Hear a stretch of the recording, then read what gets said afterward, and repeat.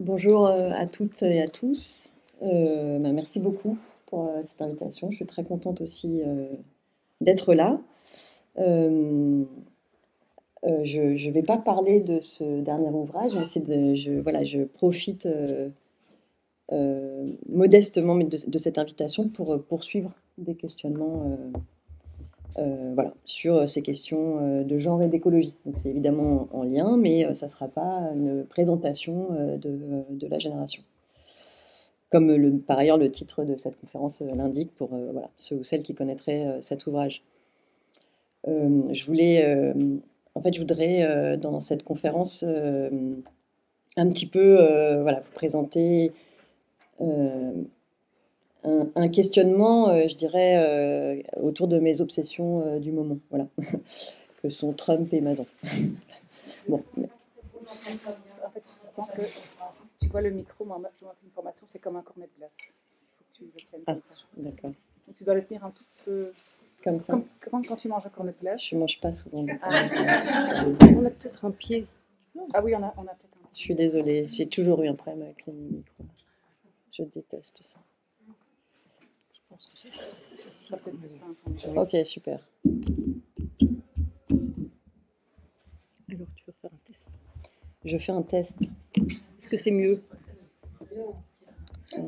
Je sais que je parle pas fort, mais... Et croyez pas que si je force la voix au début, ça va continuer jusqu'à la fin. C'est faux.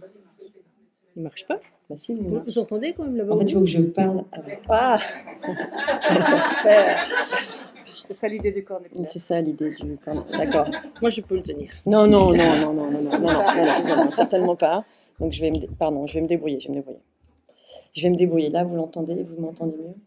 Voilà, donc je disais que j'allais pas faire une conférence, j'allais pas faire une présentation de cet ouvrage, mais que j'allais me permettre je saisissais l'occasion de cette invitation pour poursuivre certaines réflexions, et notamment je voulais m'intéresser, on va dire, je voudrais prendre acte, je dirais, de MeToo, de l'événement MeToo et MeToo inceste, et on pourrait dire de les actualiser dans le moment dans lequel nous sommes, qui est un moment que moi je pourrais appeler rapidement, vu que ce sont encore une fois, ce qui me hante aujourd'hui, le moment Trump-Mazan. Voilà.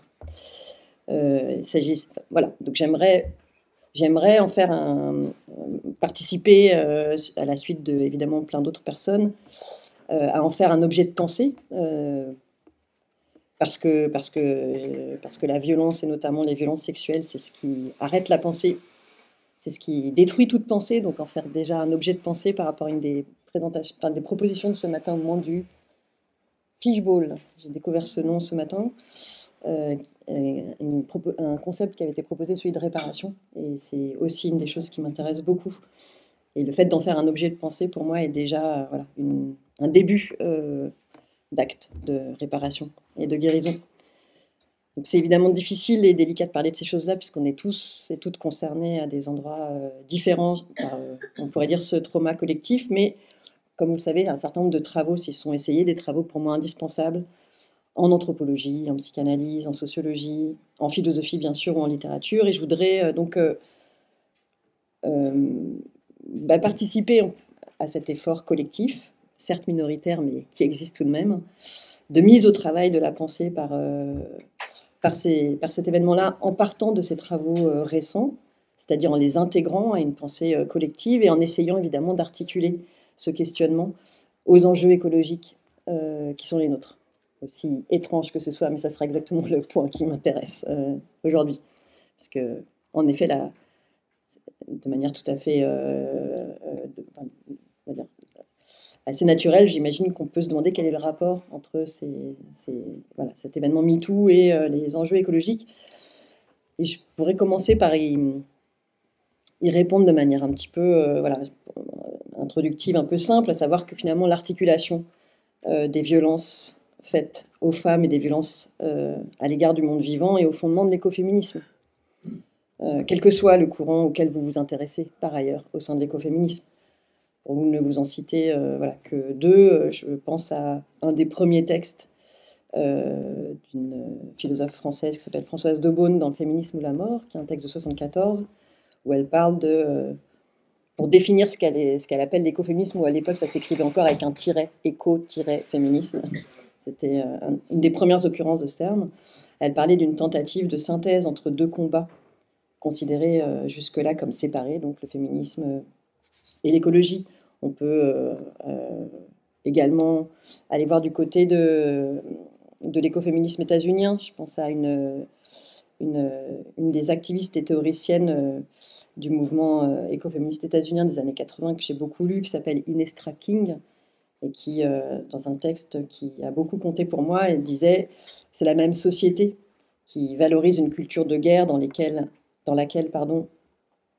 les femmes peuvent être violées, insultées, agressées, aussi bien chez elles que dans la rue, et qui entretient un rapport de destruction à l'égard de la nature et d'oppression envers les femmes. » Ça, c'est un texte qui date de 83. On est presque 50 ans plus tard, en fait, 40 ans. Bref, en tout cas, ce qui se joue ici, pour commencer peut-être un tout petit peu, même de manière superficielle au sens littéral du terme, à vous faire entendre le lien, il me semble qu'on peut parler d'une forme de continuum ici, de la violence, de tout ce qui est naturalisé, c'est-à-dire la nature elle-même, le monde vivant, mais également les personnes racisées, les femmes, les hommes qui ne sont pas masculins comme il faut, les enfants, bon, ou les personnes sexisées, comme dit Juliette Drouard, qui calque ici sous une autre forme la question des personnes racisées, que je trouve assez intéressant. Bref. Vous trouvez cette articulation, simplement pour, encore une fois, voilà, qu'on ait un petit peu ça en tête, dans un des textes canoniques de l'écoféministe des années 80, qui est traduit depuis, qui s'appelle La mort de la nature, vous connaissez certainement, voilà, au moins une partie d'entre vous, et qui montre comment, eh bien, comment dire, que l'émergence des sciences modernes s'accompagne d'une recomposition des masculinités, des féminités, et qu'on y voit dès voilà, ce moment autour du XVIIIe siècle, et on pourrait dire les premières articulations explicites de ces liens entre les violences faites à l'égard du monde vivant et celles à l'égard du monde, des femmes qui seront plus tard, on pourrait dire finalement, invisibilisées. Bon. Donc, en réalité, même si c'est évidemment voilà, c'est étrange dans un premier temps de considérer que ça peut avoir un lien, ce continuum des violences envers les femmes et le monde vivant est au cœur de cette question de l'écoféminisme. Mais il y a une seconde, il me semble que cette question appelle une seconde réflexion, puisque cette question se repose à chaque fois, là, en ce qui concerne effectivement la question du rapport éventuel entre MeToo inceste, et puis la question du dérèglement climatique, mais dire pourquoi, comment on fait le lien. Et il me semble que ça renvoie, je dirais, à un problème plus fondamental, qui relève, je dirais, d'une difficulté structurelle, qui renvoie, je dirais, à une séparation active, permanente, des questions relatives au genre et des questions relatives à l'écologie. Et à certains égards, il me semble qu'on pourrait dire que tout l'écoféminisme porte dessus, c'est-à-dire qu'il consiste en un travail aussi bien militant que théorique de réfutation de cette séparation et de cette séparation active de ces questions. Qu'il s'agit finalement d'un travail d'articulation et de tissage des liens qui existent entre ces questions. Je ne sais pas si je me fais bien comprendre. En fait, moi, j'ai mis des années, je dirais, à le comprendre. C'est-à-dire que je ne comprenais pas pourquoi, alors que je travaille sur ces questions maintenant depuis à peu près un peu plus d'une dizaine d'années, je trouvais toujours aussi difficile, année après année, de dire, d'expliciter et d'articuler les liens entre ces deux formes, on pourrait dire, d'oppression. Donc évidemment, je croyais, ce qui est possible par ailleurs, que c'était moi qui avais un problème, et qui était particulièrement laborieuse, à devoir toujours recommencer, comme si c'était la première fois qu'on me posait la question, que c'était la première fois que je m'interrogeais sur ces questions, d'articuler ces deux questionnements.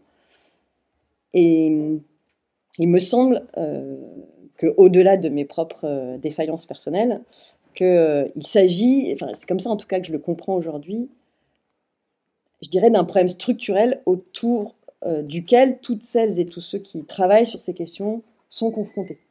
À savoir, pour le dire peut-être voilà, d'une manière un peu simple, mais que l'organisation du chaos du monde dans lequel nous sommes repose sur leur désarticulation, sur l'invisibilisation de ces liens, dans la manière de poser des problèmes, de construire nos objets de connaissance, de raconter des généalogies, de faire l'histoire des luttes, dans les mots qu'on utilise. Tout est fait pour qu'on ne voit pas les liens entre les enjeux écologiques et les enjeux voilà, de genre.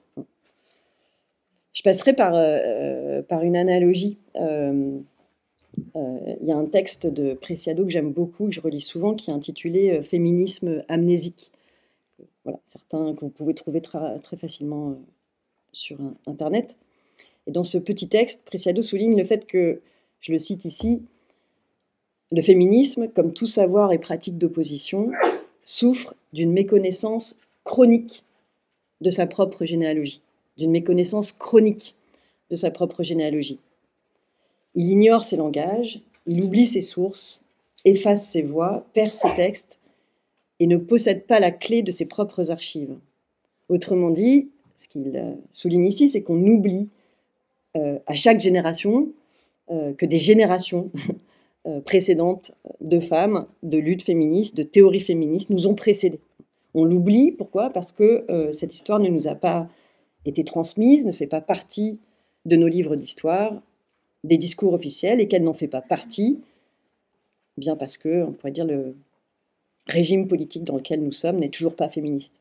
Donc que c'est un travail permanent que l'on connaît tous et toutes, que de sortir collectivement, mais c'est-à-dire de manière permanente en fait, de cette amnésie. C'est un travail permanent d'aller chercher des textes qui ne sont pas transmis, qui ne sont pas enseignés, et que de devoir les redécouvrir à chaque génération.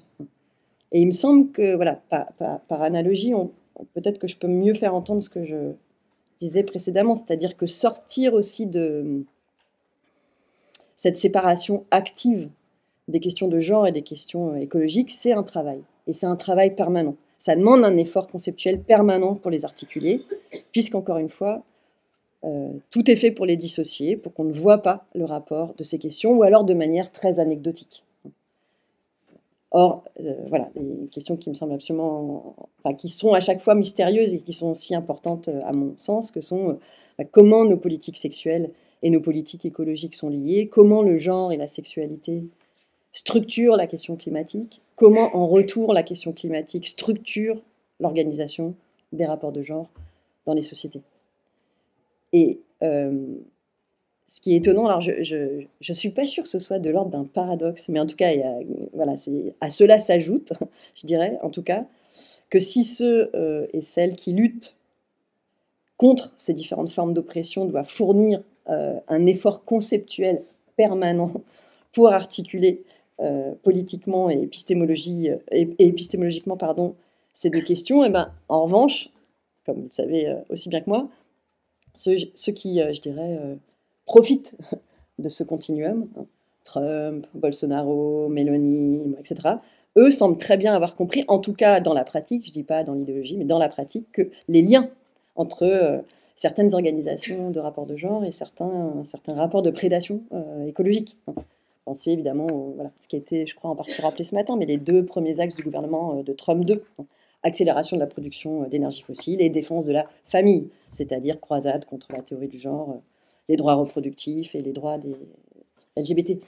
Donc, en fait, il y en a qui comprennent très bien, c'est ça qui, pour moi, est tout à fait fascinant. C'est la difficulté à chaque fois de les réarticuler, et en même temps, de l'autre côté, une espèce de bulldozer qui pose... Enfin, bon. Donc, en tout cas, si ces deux programmes politiques chez lui ne sont pas idéologiquement nécessairement connectés, mais en tout cas, on voit que leur proximité ou leur primauté montre bien que voilà, c'est très très bien compris. Donc, voilà, je dirais le fil de cette conférence que je vous propose, c'est celui que j'ai donné comme titre. Mettre fin à la culture du viol et de l'inceste, puisque évidemment ça va ensemble, est une priorité environnementale. Et je la présente comme ça. Je sais que c'est une formulation étrange, et on pourrait même dire un peu déconnecté, que ça se présente un peu... voilà. Mais en tout cas, c'est une proposition, je dirais, pour les raisons que je viens de vous présenter, je dirais que c'est une proposition de réflexion sur cette déconnexion et nos moyens de l'atténuer pour survivre et pour rendre le monde plus habitable. Donc ce que je voudrais faire, c'est... Je voudrais commencer par revenir sur certains changements théoriques, voire même sur, pour moi, on va dire la révolution même théorique dont nous sommes contemporains à l'égard de ces violences sexistes et sexuelles, en particulier concernant la question de l'inceste, que je voudrais mettre en lien avec MeToo, avant de tirer à proprement parler des fils entre ces deux formes de violence à l'égard des personnes féminisées et des questions écologiques. Donc je fais une sorte de... Voilà, je laisse de côté, dans un premier temps, ces liens-là, mais j'espère que à la fin de ce que je raconterai, vous comprendrez pourquoi j'ai fait ça. Bon, voilà.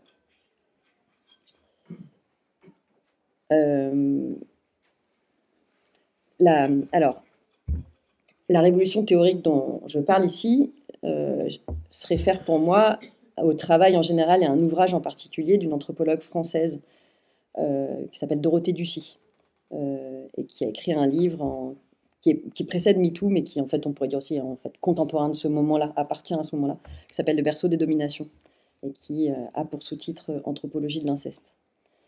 C'est une enquête de terrain auprès de personnes inculpées, principalement des hommes, incarcérés en prison pour inceste.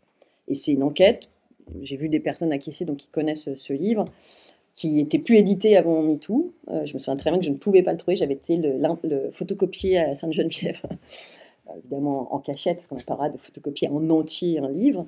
Mais voilà, et puis heureusement, enfin voilà, grâce à MeToo, maintenant il est partout en poche.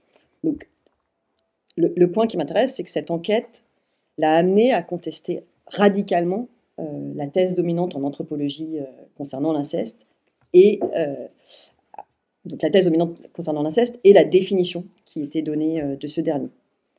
Et à cet égard, pour moi, ce livre constitue à nouveau, pour reparler encore de cette question thématique de tout à l'heure, un acte de réparation théorique. Si vous me permettez de reprendre ici en développant en fait la notion de maltraitance théorique de Françoise Sironi. Elle parlait de maltraitance théorique à propos, en désignant ici les théories, les pratiques ou dispositifs thérapeutiques inadéquats. Mais il me semble que c'est tout à fait, que c'est une notion qu'on peut tout à fait reprendre pour d'autres disciplines comme l'anthropologie ou la philosophie. Il y a de la maltraitance théorique, mais peut-être qu'aussi, alors, des fois, il y a un peu de réparation théorique. Donc c'est malheureusement beaucoup plus rare, mais donc c'est d'autant plus à célébrer. Voilà. Et pour moi, le livre de Dorothée Ducy en fait absolument partie. Alors, pour comprendre la rupture que constitue cet ouvrage, il faut rappeler très rapidement, évidemment, la thèse dominante dans l'anthropologie de la deuxième moitié du XXe siècle. On a l'impression que ça a toujours existé de tout temps, depuis l'époque des cavernes, mais ce n'est pas du tout le cas. Quelle était cette thèse dominante pendant toute la deuxième moitié du XXe siècle ?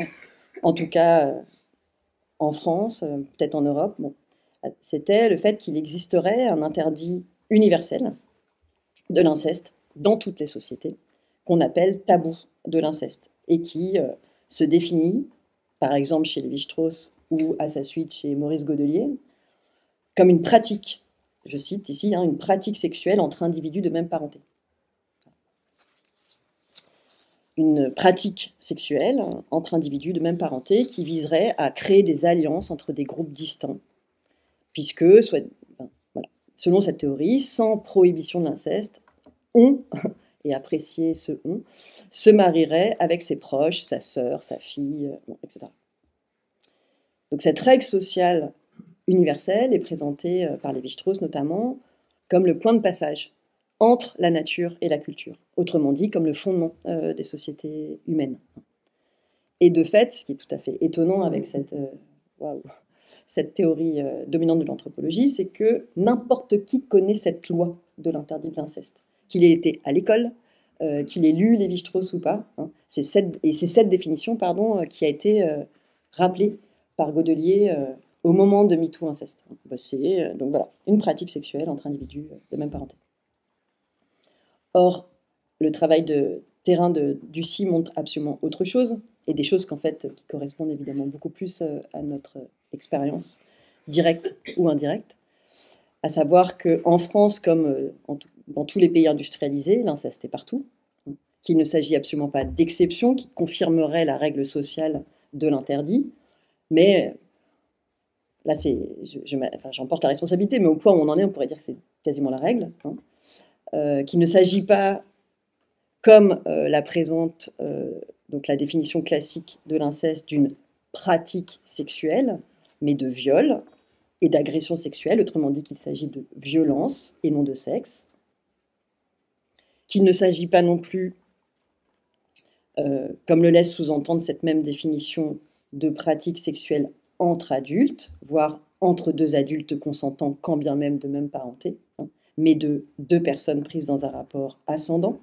soit un adulte, un enfant, un adolescent, soit deux enfants, mais jamais du même âge, contrairement à ce que certains films peuvent montrer également.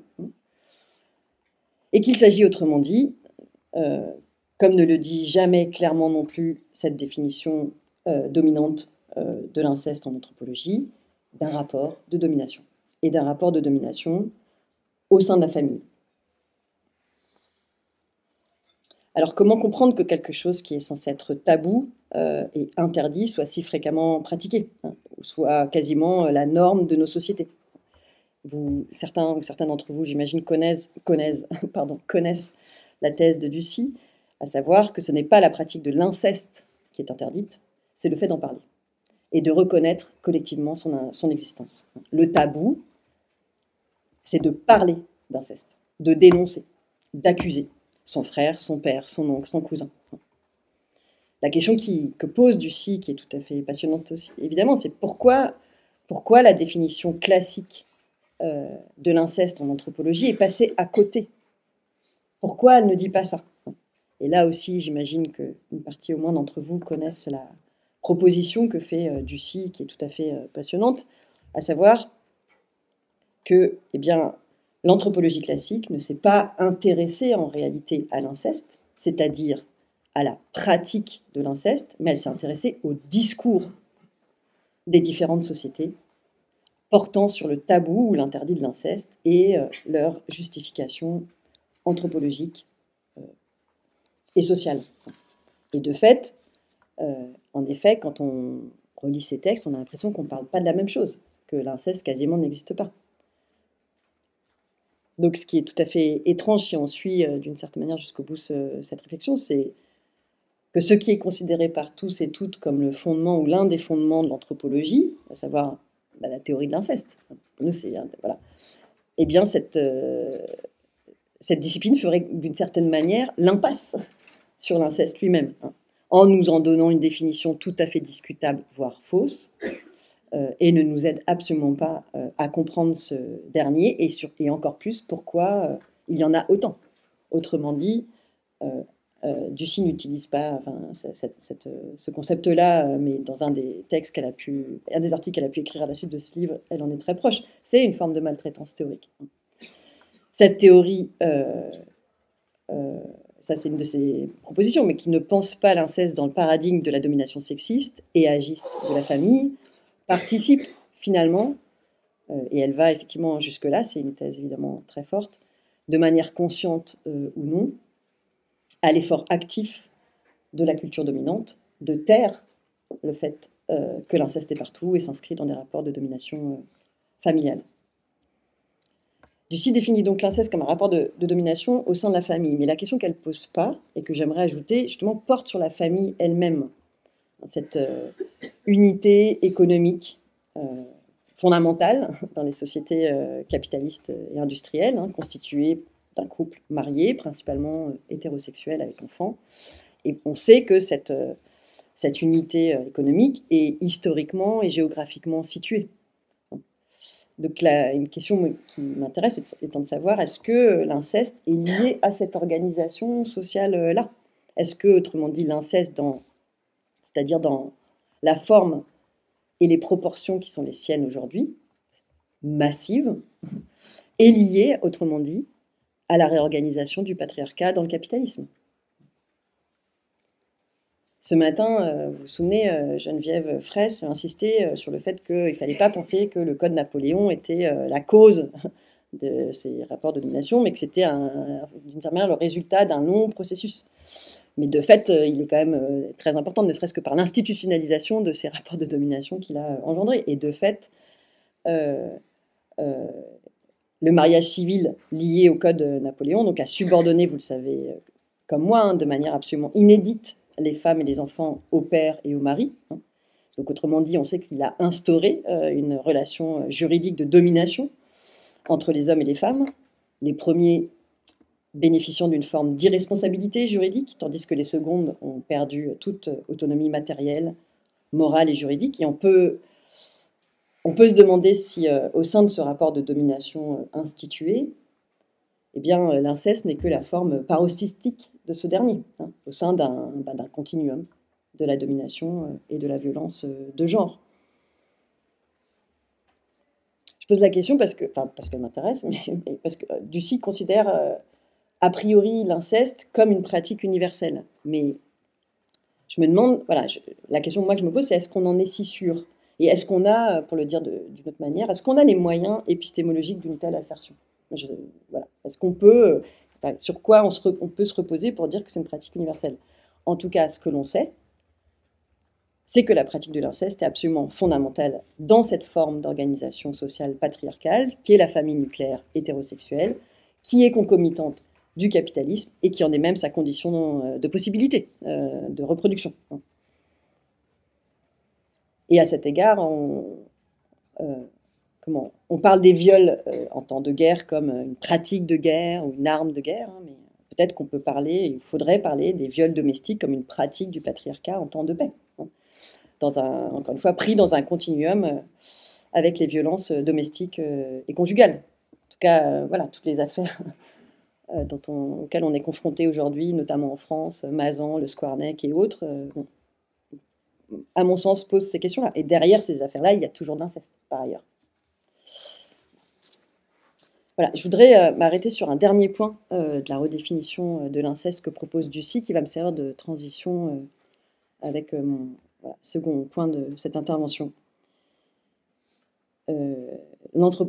Ducy donc, tire de son terrain, et c'est une des propositions, à mon sens, les plus bouleversantes de son travail, que l'inceste se transmet de génération en génération. Qu'est-ce que ça veut dire? Qu'est-ce que ça veut dire et comment on peut l'entendre, que l'inceste se transmet de génération en génération? Ça veut dire que là où il y a de l'inceste, il y en avait déjà à la génération précédente. Il ne s'agit en aucun cas de sa part, et elle le souligne, d'une forme de biologisation de cette pratique de l'inceste ou de déterminisme social, mais d'un constat empirique, à savoir que toutes les familles d'incestés auprès desquelles Ducy a enquêté ont montré de l'inceste à la génération antérieure, et au-delà du terrain de Ducy, c'est ce que semblent révéler à peu près toutes les enquêtes sociologiques. Ducy, elle, ne donne pas d'explication, qu'elle soit anthropologique ou sociologique, mais elle pointe ce fait absolument vertigineux, qui, de fait, se vérifie ou semble se vérifier empiriquement. Et je dirais que là où on en est aujourd'hui, c'est qu'il faut prendre acte de cette hypothèse comme une sorte d'énigme psychosociale, je ne sais pas, et en tout cas comme un témoignage du fait que le travail des sciences humaines et sociales sur l'inceste n'est pas du tout terminé, en fait, ne fait que commencer. Mais en tout cas, il y a une chose tout de même sur laquelle on peut s'appuyer, à savoir que la seule manière de briser cette malédiction de l'inceste, c'est-à-dire cette transmission de génération en génération, c'est de sortir du silence. C'est la seule façon d'arrêter l'inceste dans une famille, c'est de parler. Et on peut, me semble-t-il, depuis cette dimension de l'inceste, justement en venir à cet événement MeToo et MeToo inceste, et je voudrais essayer d'en dire quelques mots.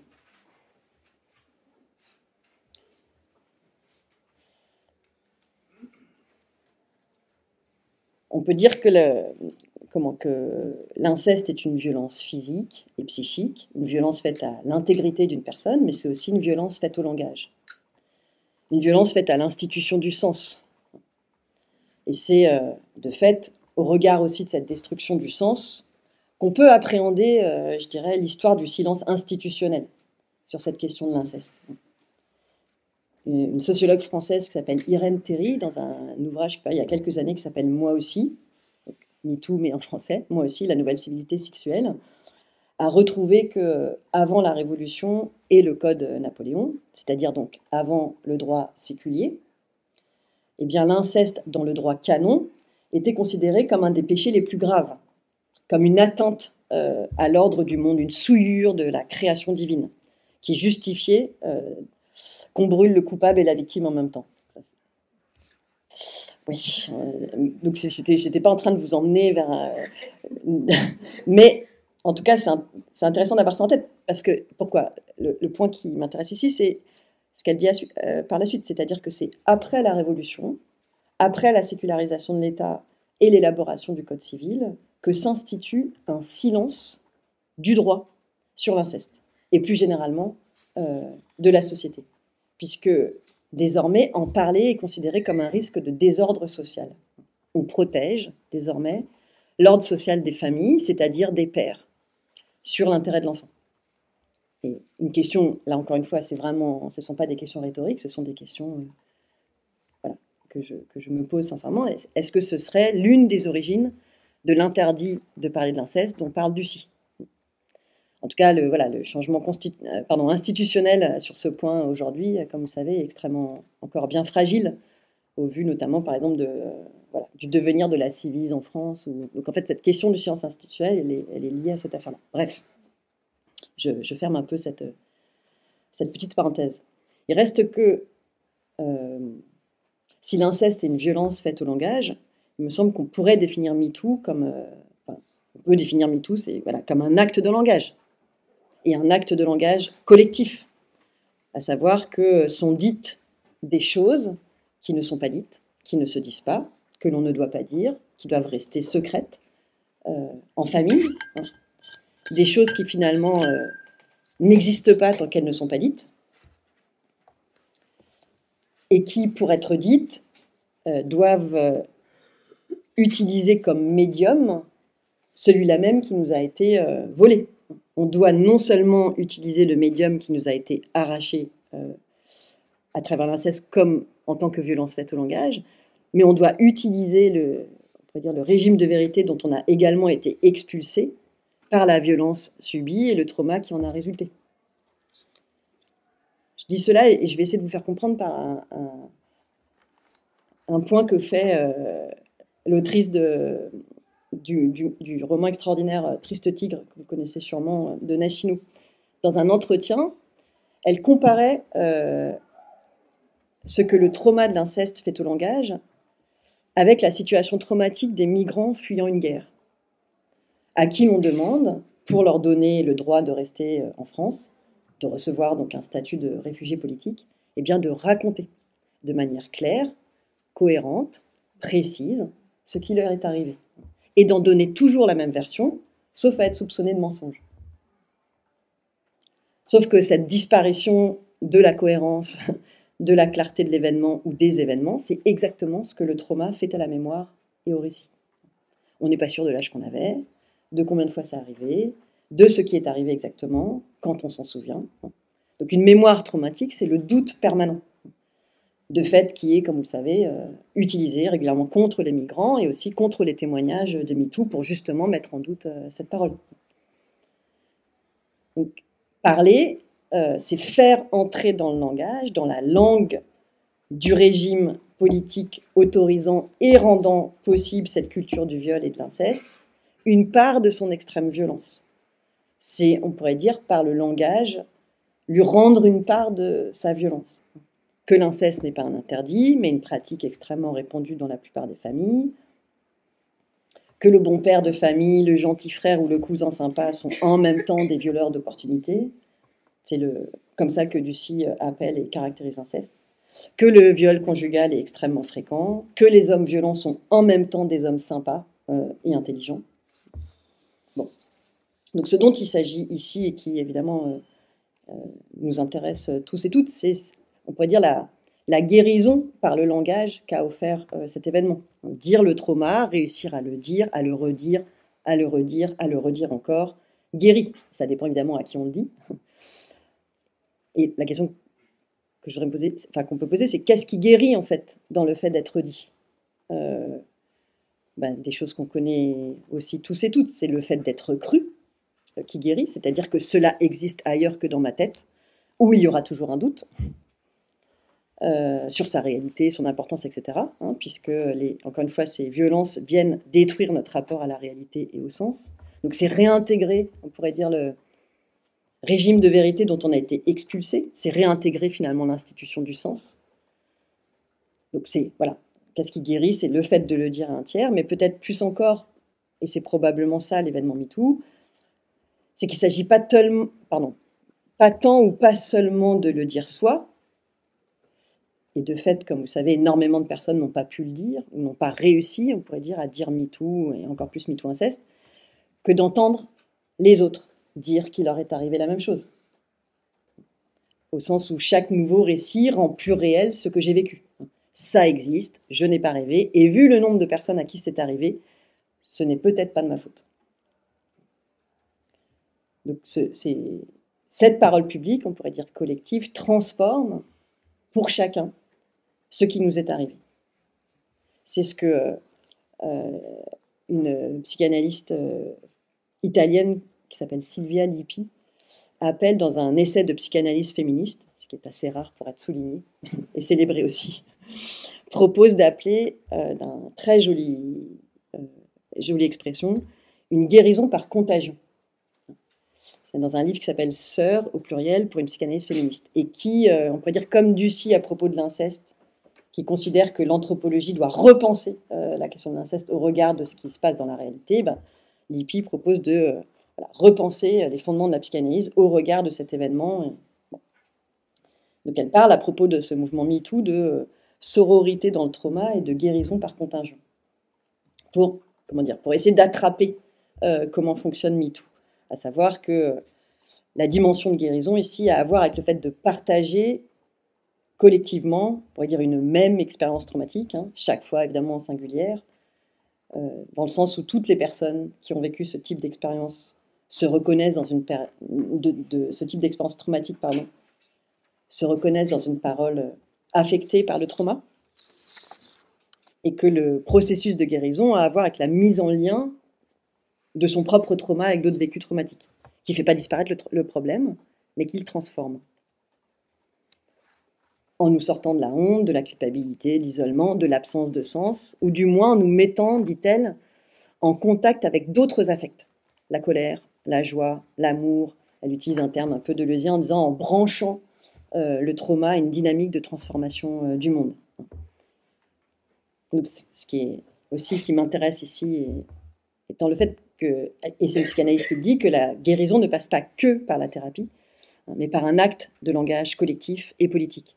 Elle a cette très belle formule, les femmes de MeToo, les femmes et les hommes de MeToo se soignent entre elles et eux. Alors j'en viens à cette proposition que j'énonçais en commençant d'articuler ces deux questions, de mettre, que je formulais de la manière suivante en disant mettre fin à la culture du viol et de l'inceste est une priorité environnementale. Je voudrais essayer de tirer des fils. Je ne veux pas essayer de les forcer, mais à l'inverse, il me semble que c'est nécessaire d'essayer de les tracer, parce qu'ils existent, mais qu'on a besoin de les faire exister, de les instaurer. Et il me semble que ça passe d'abord, je dirais, par un travail d'actualisation de ces liens structurels, un travail d'actualisation de ce continuum de la violence auquel je me référais au tout début de cette intervention. C'est le travail que fait une collègue sociologue américaine, que vous connaissez peut-être aussi de nom, qui s'appelle Kara Daggett. Non ? Bon, rien que pour ça, vous n'êtes pas venu pour rien, je vous promets, même si tout le reste, c'est pas grave, vous repartez avec son nom, qui a écrit, en tout cas en français, vous trouvez un recueil d'articles traduits qui s'appelle traduit sous le nom de pétromasculinité, qui est un texte vraiment très important. Le fil qu'elle tire, c'est le suivant. Donc, encore une fois, réactualiser cette question du continuum des violences envers les femmes et les personnes féminisées et le monde vivant. Le fil qu'elle tire, donc, c'est le suivant, savoir que l'extractivisme et la consommation illimitée de combustibles fossiles qui sous-tendent notre monde industriel sont le résultat d'une certaine masculinité. Une masculinité qui hérite d'une longue histoire, de cette longue histoire à laquelle je faisais très rapidement référence tout à l'heure, cette longue histoire de recomposition des masculinités dans la modernité, associée à la conquête de la nature, que ce soit par les armes et par les sciences. Donc reposant ces masculinités recomposées dans la modernité sur une identification de la masculinité et de la domination de la nature. C'est-à-dire aussi reposant sur, on pourrait dire, un droit à jouir de manière illimitée de cette même nature dominée. Et ce régime politique qui organise cette extraction sans limite des énergies fossiles repose sur cette famille nucléaire patriarcale et sur les rapports de domination qui la structurent à l'intérieur même de la sphère privée comme la sphère publique par ailleurs. Les femmes, ici, sont au service de cette jouissance masculine sous une forme de... sous une multiplicité, si j'essaye de dire deux mots en même temps, j'y arrive pas très bien, sous une multiplicité de formes, que ce soit de mères, d'épouses, de prostituées, de secrétaires, de petites filles. Évidemment, ici, la domination de la nature dont elle parle doit s'entendre dans un sens, au sens non seulement du monde vivant autre que humain, mais finalement de tous les vivants mis du côté de la nature, c'est-à-dire naturalisés pour être exploités, que ce soit encore une fois les personnes assignées femmes, les hommes aux masculinités non hégémoniques, les personnes racisées, etc. etc. Et que c'est le point qu'elle fait qui semble... qui est on va dire une réactualisation d'une des thèses les plus importantes de l'écoféminisme, c'est que toute perspective de sortie de ce régime fossile exige une double déconstruction, à la fois de notre rapport à la nature et à la technique, mais aussi de nos rapports de genre. Et elle ajoute un point qui évidemment va vous parler, puisque c'est le moment malheureusement dans lequel on est, à savoir que si hier, c'est-à-dire avant janvier, c'est vraiment hier, les formes libérales, on pourrait dire, de la masculinité hégémonique, revendiquant aussi bien on pourrait dire une compatibilité entre l'exploitation de la nature et l'habitabilité du monde via l'innovation technologique, bref, le technosolutionnisme qu'on connaît tous, donc revendiquant ce technosolutionnisme aussi bien qu'un soutien envers les enjeux féministes et de genre plus largement. Donc si hier ces formes-là pouvaient peut-être nous faire espérer chez ces derniers des formes d'alliés, eh bien l'alliance aujourd'hui revendiquée, ou tacite d'ailleurs, de ce type de masculinité libérale avec ces masculinités fossiles, pour ne pas les nommer, cette magnifique alliance entre Elon Musk et Trump, montre les limites justement de ces...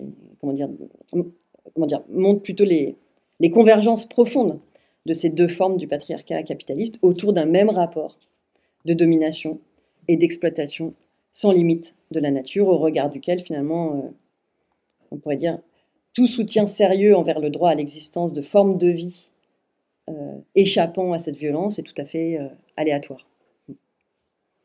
Donc, il me semble que, voilà, d'une certaine façon, ce continuum des violences est très clair.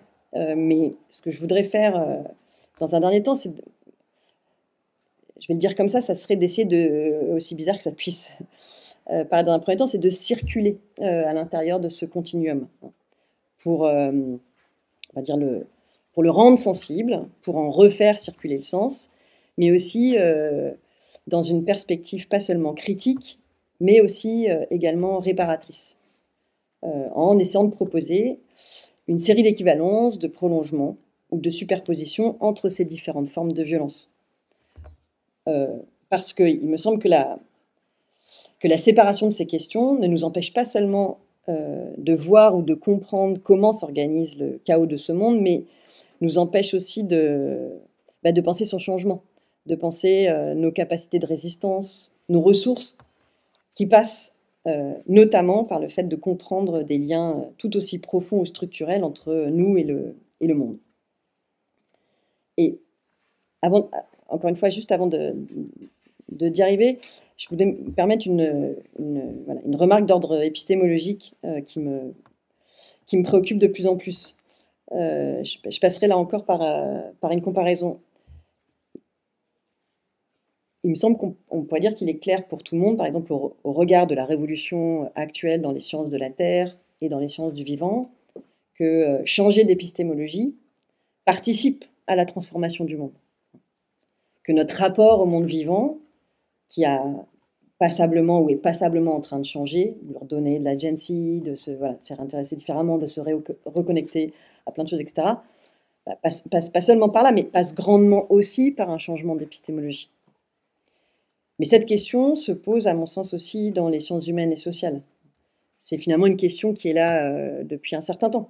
Vous la trouvez, par exemple, chez Haraway, dans Vivre avec le trouble, quand elle invite, dans le moment qui est le nôtre aujourd'hui, je la cite, à suspendre nos ontologies et nos épistémologies. Vous la trouvez chez Tsing, Anna Tsing, une anthropologue états-unienne très proche d'Haraway, dans aussi bien Friction ou son autre livre, Le champion de la fin du monde, qui considère que l'inconnu posé par ce monde en ruine et celle de sa survie, c'est-à-dire aussi de notre survie, exige de nouvelles méthodes, de nouveaux savoirs. C'est-à-dire que nos épistémologies participent à donner forme au monde dans lequel on habite. Et que, on pourrait le dire autrement, c'est-à-dire finalement que laisser place à d'autres épistémologies fait partie de la manière dont on peut faire de la place à d'autres possibilités même d'habiter le monde. Et il me semble que, voilà, en tout cas, pour tenter de circuler dans ce continuum d'une façon réparatrice, c'est-à-dire pour récupérer autre chose de ce dernier que de la seule violence, eh bien, il me semble qu'il faut tenter de multiplier aussi des liens logiques ou des questionnements même les plus bizarres. Donc, c'était juste pour vous. Voilà. Après, vous en ferez bien ce que vous voulez. Voilà. En tout cas, cette question est d'autant plus, me semble-t-il, importante que, et bien que le changement de régime de vérité en face de nous a bien commencé. C'est-à-dire que tout l'appareil de production de la manière dont on construisait la vérité ces 2 ou 3 derniers siècles est en train d'être complètement remis en cause. Donc ça exige en tout cas de notre part, je ne sais pas, voilà, c'est une très modeste contribution à ça, mais de nous interroger très sérieusement sur nos manières de résister à cette rupture épistémique en cours. Donc je voudrais juste vous proposer, et je m'arrêterai dessus, quelques questionnements et séries d'équivalence. Premier que je voulais vous proposer, ce serait le suivant. Nous sommes des personnes mutilées dans un monde mutilé par la monoculture, l'extractivisme, l'empoisonnement quasi généralisé de la Terre. Nous sommes des personnes traumatisées, mais peut-être que le monde l'est aussi, devant tant de violence. Une poète noire états-unienne que vous connaissez probablement aussi, qui s'appelle Alexis Pauline Gumbs, qui a écrit un texte absolument extraordinaire qui s'appelle « Non noyé ». Non, franchement, je suis heureuse de vous rendre, que vous puissiez avoir accès à ce texte. C'est un texte extraordinaire, écrit donc notamment dans ce magnifique poème en prose, que l'air est devenu irrespirable à cause de l'extractivisme, du suprémacisme blanc et du patriarcat. Mais qu'il nous faut continuer à respirer dans ce monde-là. C'est-à-dire qu'il nous faut continuer à respirer dans des circonstances irrespirables. Celles du capitalisme, raciste, sexiste et extractiviste. On pourrait le formuler différemment. Que la Terre est aussi abîmée que nous, mais que nous n'avons que cette Terre. Et qu'il nous faut continuer à l'aimer et à l'habiter telle qu'elle est. Et que, pas plus que nos corps 100 ans traumatisés, elle ne redeviendra comme avant.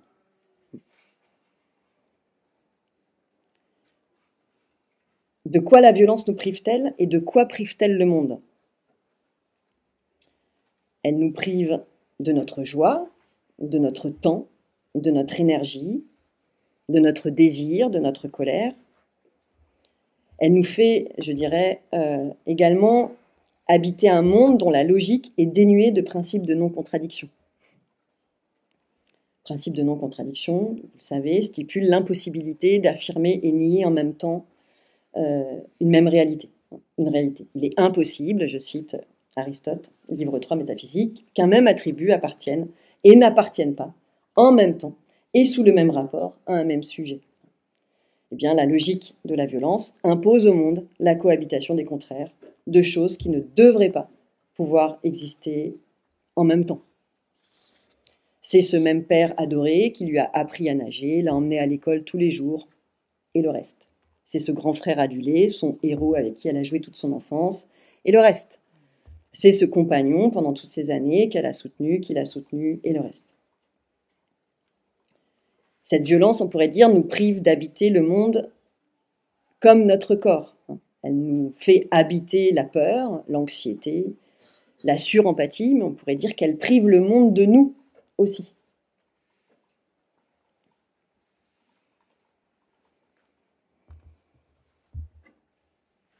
Et si l'inceste est une violence faite au langage, il me semble qu'on peut dire que le réchauffement climatique l'est aussi.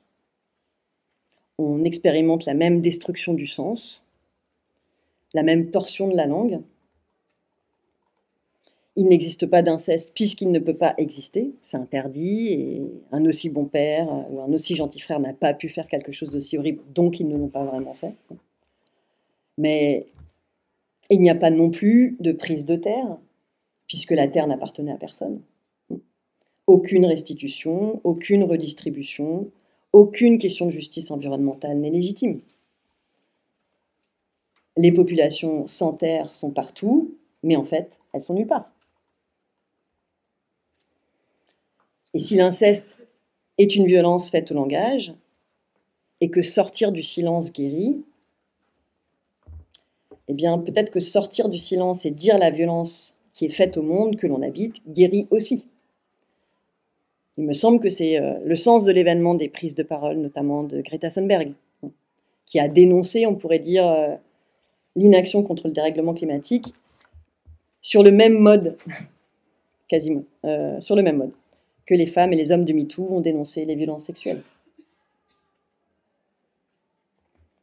Mais le moment là où on est encore évidemment plus saillant, c'est-à-dire que l'inceste n'existe pas et finalement le dérèglement climatique non plus.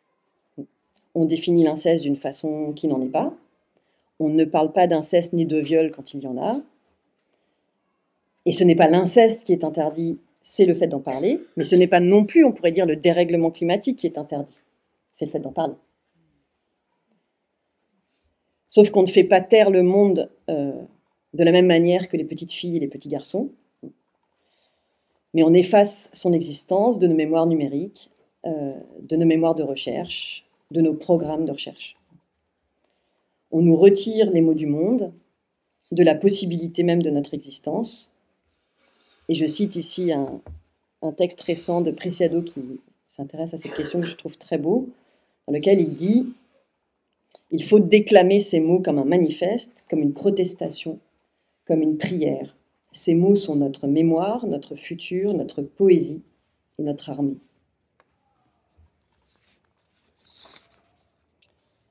Une autre question qui m'intéresse étant de savoir sur quoi on peut compter pour affronter le monde qui vient. De quoi a-t-on besoin pour habiter un monde en ruine, pour habiter un monde sans abondance? Tsing dirait un monde sans progrès. Et l'inconnu porte sur le monde dans lequel vont vivre les générations à venir, mais concerne tout autant les nouvelles générations. Est-ce que les compétences particulières que nous avons développées malgré nous pourraient être utiles dans un monde post-abondance? Je pense ici à l'hypervigilance, à l'hyperempathie, à une très grande adaptabilité, à notre capacité à survivre dans un monde organisé sans principe de non-contradiction. En tous les cas, il va falloir affronter l'étendue des dégâts, dont je pense on est très loin d'imaginer justement les limites, ou l'absence de limites, que ce soit celle de l'irréversibilité, de l'empoisonnement d'une très grande partie de la surface terrestre, que ce soit l'étendue de la violence masculine post-MeToo, et on pourrait dire post-réchauffement climatique, en train de se réorganiser autour de cette alliance monstrueuse entre le vieil ordre patriarcal colonial des débuts de la modernité et puis l'industrie de la Silicon Valley. Et je voudrais, alors, j'ai aucune idée de l'heure, mais terminer... Ah bon, voilà. Un dernier fil au sein de ce continuum en guise de, peut-être, en tout cas pour moi, de propositions à creuser. Voilà, pour un début peut-être de réflexion, de réponse, voilà, questionnement face à la question que je venais de poser. Il me semble qu'il y a urgence à récupérer nos corps, depuis lesquels lutter et défendre le monde aux côtés de celles et ceux qu'on aime. Et à cet égard, il me semble que le concept de corps-territoire peut nous être d'une grande aide. Certains ou certaines d'entre vous ont, je pense, entendu au moins de nom ce concept. C'est un concept qui a été élaboré par les féministes communautaires d'Amérique latine, au Guatemala, au Mexique, en Colombie, autour des années 2000. Donc en fait, là encore, ce concept est vraiment, on pourrait dire, au cœur même de l'écoféminisme. Vous entendez dans le terme, dans l'expression même, l'analogie encore et toujours entre les femmes et la terre, ou plus précisément entre le corps des femmes et le corps du monde, ou plus précisément encore entre la violence faite aux femmes et au corps des femmes et celle faite à la terre. Mais il me semble que c'est un concept dont on n'a pas du tout fait le tour et qu'il faut, qui mérite d'être nourri, déployé, voilà. Notamment parce qu'il est souvent compris comme un concept critique, alors qu'il est tout autant un concept propositionnel. Et je voudrais donc un tout petit peu vous en donner quelques éléments, et si j'ai 5 minutes, voilà. À partir de deux textes qui portent sur ce texte ou pas, mais avec lesquels, me semble-t-il, on peut entendre la force et l'intérêt de ce concept-là. Le premier, c'est un texte d'une féministe argentine qui s'appelle Verónica Gago, qui a écrit un texte qui s'appelle La puissance féministe, et qui fait entendre, qui souligne que dans ce concept de corps-territoire, ce concept lui-même nous fait entendre l'inséparabilité de nos corps et du monde, qui cherche à dire l'impossibilité, on pourrait dire, de séparer le corps individuel du corps du monde, qu'il essaie de dire, on pourrait dire dans la langue, par ce mot composé, cette inséparabilité qui a été invisibilisée et détruite par le capitalisme. Qu'est-ce que je veux dire par là ? Qu'est-ce qu'elle veut dire par là, et que je me permets de commenter ? C'est que l'unité première n'est pas notre corps individuel. Ça, c'est une invention du libéralisme politique. Il n'y a pas de corps tout nu, mais que c'est le corps-territoire. Et que parler de corps-territoire ne consiste donc pas à ajouter un territoire à nos corps, comme quelque chose de supplémentaire, mais à faire entendre qu'on nous a enlevés, qu'on nous a privés de notre corps plus large, de notre enveloppe, celui qui nous donne nos conditions d'existence et qui nous permet de vivre. C'est sûr que c'est un concept un peu difficile à comprendre pour nous qui héritons de l'idée du fait de se détacher d'un territoire comme une forme d'émancipation, ou qui avons appris à voir la déliaison des corps et des territoires comme un progrès. Alors comment l'entendre ? Je vais juste proposer trois pistes et je m'arrêterai.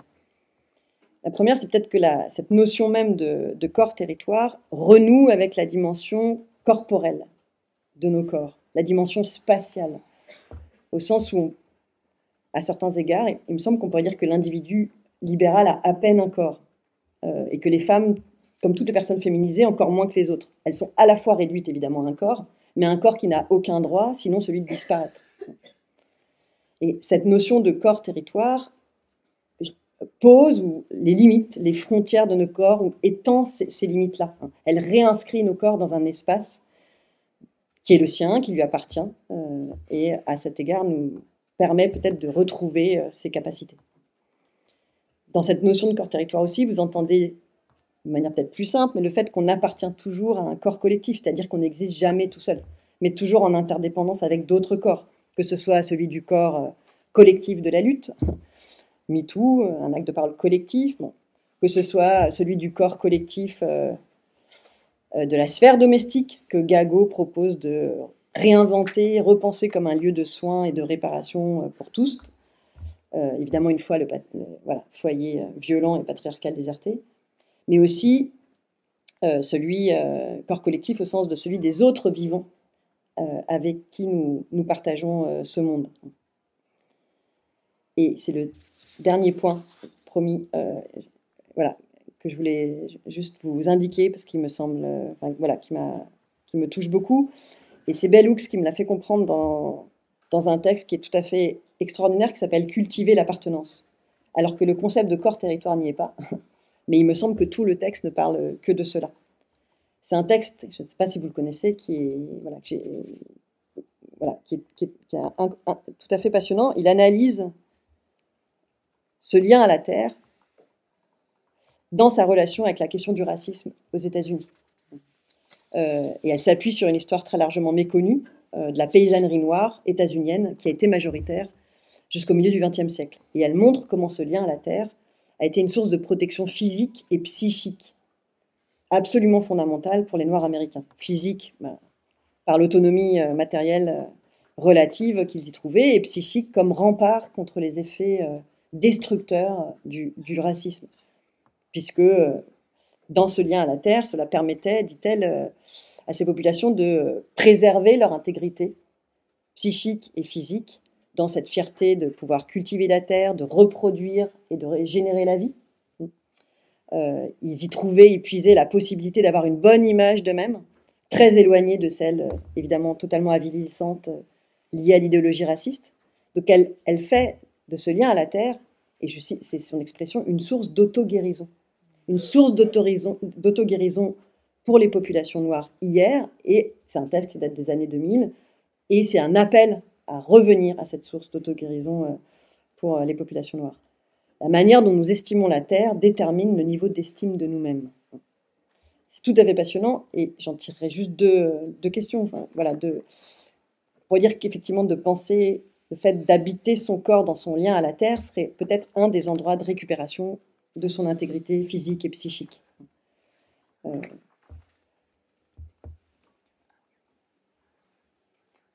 Je m'arrête. Bon, voilà, en tout cas, alors juste peut-être une phrase de conclusion, mais on pourrait le dire, alors je le dirais de cette manière-là, le monde a besoin de nos corps guéris, voilà. De corps en mutation, de corps désirants qui sont délivrés de l'érotisation du pouvoir et de la domination qui ont dominé toute la modernité capitaliste, et de corps qui revendiquent leur capacité générative, quel que soit leur genre, leur sexe, leur sexualité, voire leur forme de vie. Et en ce sens-là, il me semble que quand je disais mettre fin à la culture du viol et de l'inceste, c'est une priorité environnementale, évidemment, il faut l'entendre, et inversement. Merci.